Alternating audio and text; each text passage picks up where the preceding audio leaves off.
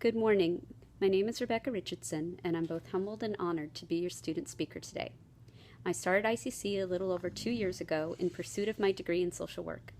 This has been a dream 20 years in the making, and thanks to this scholarship, one that will soon become a reality.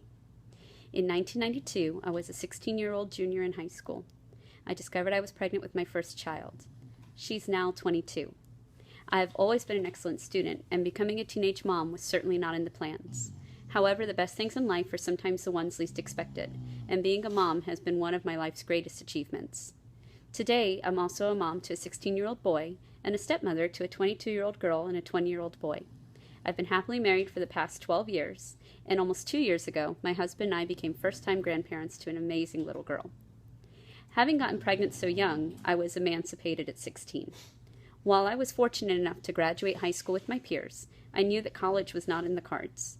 I threw myself into the workforce head-on and did my best to be a good parent while trying to grow up alongside her.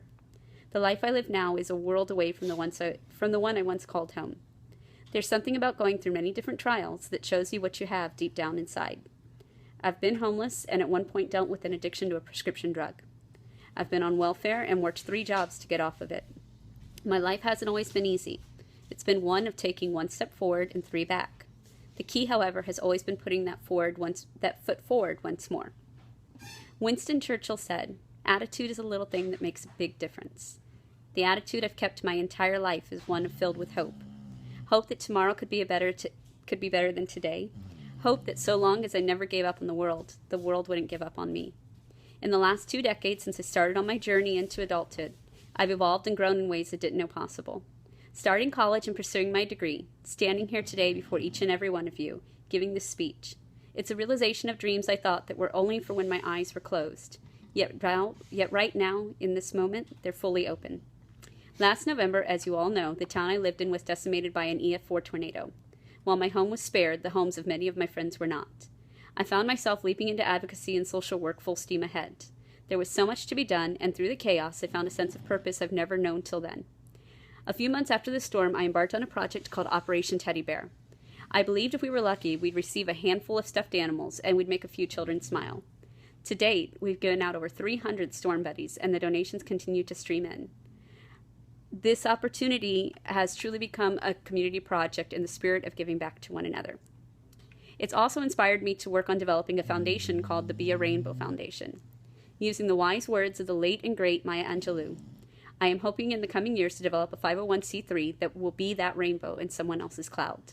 There are many people right here in our hometowns who fall through the cracks, facing mental illness, traumatic brain injury like my mom, PTSD from a natural disaster.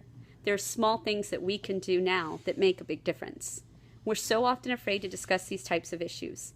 We treat them like the boogeyman in the shadows and the things we fear and dare not name. I can tell you as someone who has both PTSD and an anxiety disorder, when we choose transparency over secrecy and reach out for help, we become survivors instead of victims, and that changes our reality forever. On my forearm there is a tattoo that reads, "Cracked, not broken." I'd like to take a moment to share an old Chinese parable that was shared with me. It sums up why I believe I've chosen this symbol as my life's meaning. There once was a man named Han.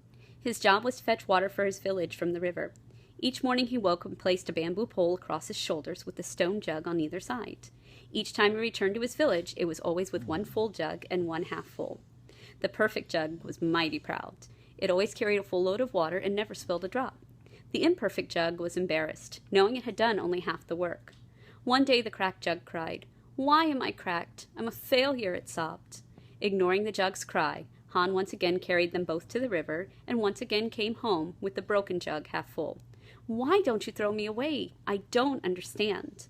Han smiled and said, "For months now I've heard you complain. I've heard you speak of your brokenness. But I'm ashamed," said the jug. "I am broken." Today, as we return to the village, look at the path as we walk. As they walked, the jug for the first time noticed the most beautiful flowers he had ever seen. The flowers made the jug happy, but then he remembered his crack, and the sadness returned once more. "What did you think of the flowers?" said Han. "They're so pretty," said the jug, "but they only grow on my side of the path." "That's right," said Han. All this time as we walked back, the crack in your stone watered the wild seeds that had fallen onto the ground. What you saw as a failure changed our village and brought it beauty and light.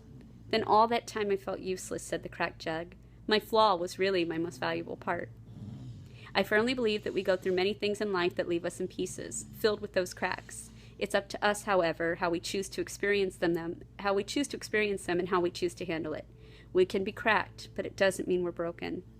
As I finish my time here at ICC and move on to pursuing my bachelor's, I know that my education will play a huge role in giving me the knowledge I need to leave the greatest impact. I would like to thank my donors for this opportunity. Your generosity warms my heart, and I promise I'm not going to let you down. If my life has taught me anything, it's this. Life is not always what you plan, but it will always be what you make it. When we believe in ourselves and each other, we can make it into something truly beautiful. Thank you.